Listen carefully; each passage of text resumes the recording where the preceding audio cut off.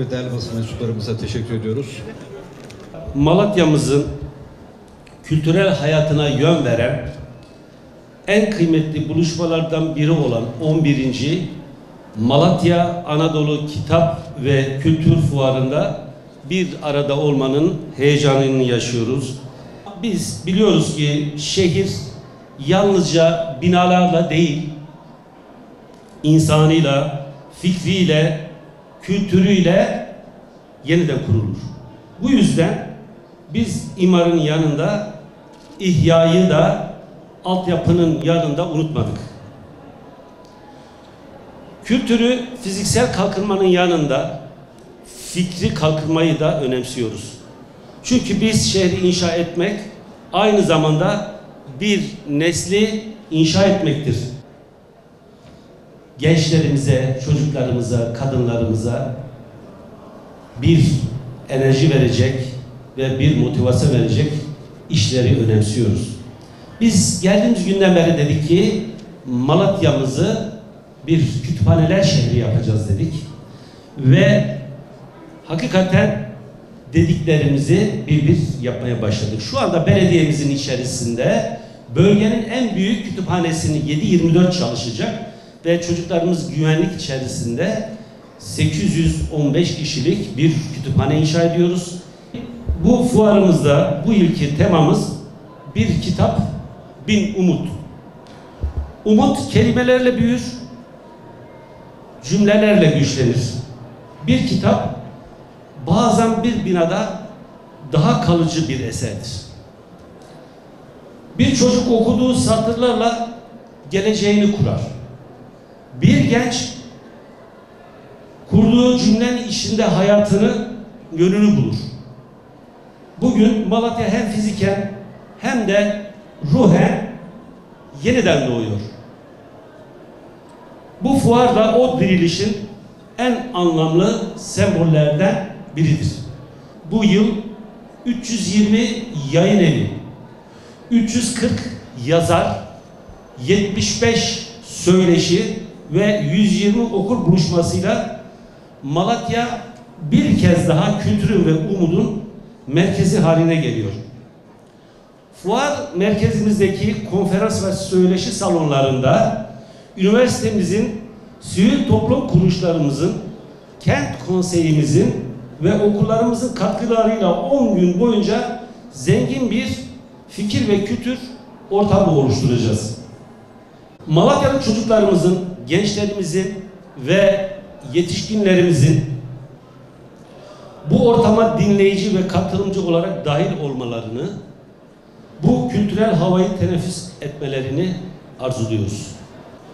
Bu yılın onur konuğu düşünce dünyamıza yön veren kıymetli bir isim Profesör Doktor Kemal Sayar. Kendisi insanın iç dünyasını anlatmaya, kalple akıl arasında köprü kurmaya çalışan bir ilim insanıdır. Bu fuar vesilesiyle Filistinli kardeşlerimizin onurlu direnişine dikkat çekmek amacıyla fuar girişinde bir sergi alanı oluşturduk. Bu alandaki antika ve sanat eserlerini Gazze yararına satışa sunacağız. Bizim başlattığımız bir Gazze insan yardım şeyimiz vardı. Bunu da onun içerisinde inşallah standımızda burayla da ilgilenebilirsiniz. Bunu da söylemiş olayım.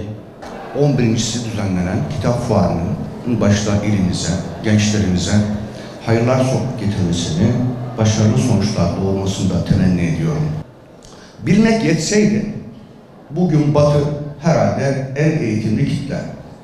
Ama Gazze'deki katliamlar konusunda son derece sessizler, hatta destekçiler.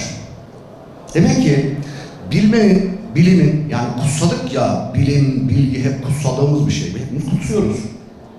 Eğer bilmek yetseydi iyi insan olmak için herhalde bugün Batı'nın daha iyi olması gerekirdi.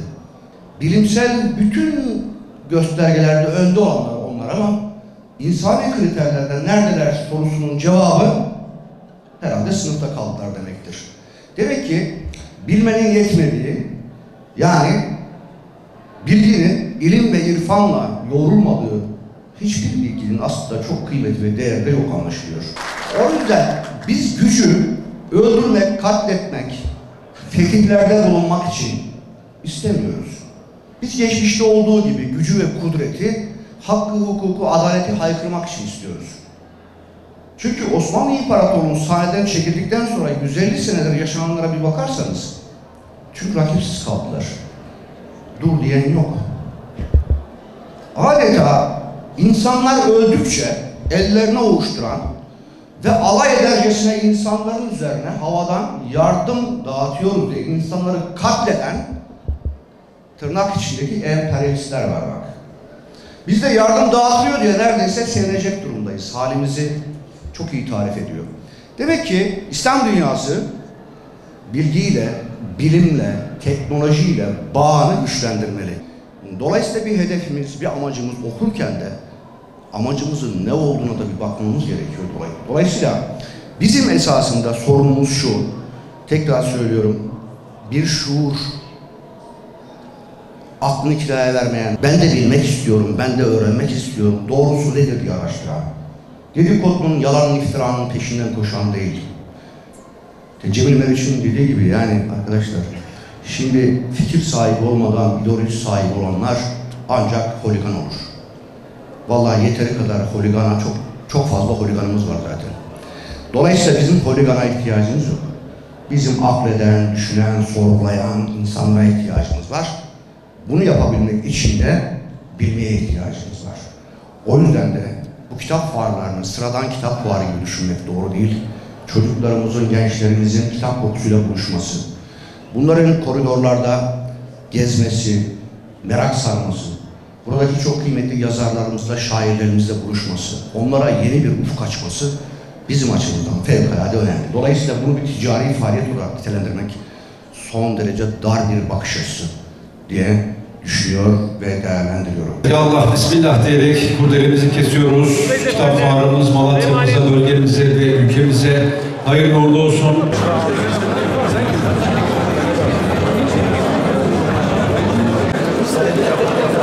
Biraz geriden gelelim. Biraz daha geri çıkalım. Hoş geldiniz. Hayırlı olsun. Sağ olsun. Nasılsınız?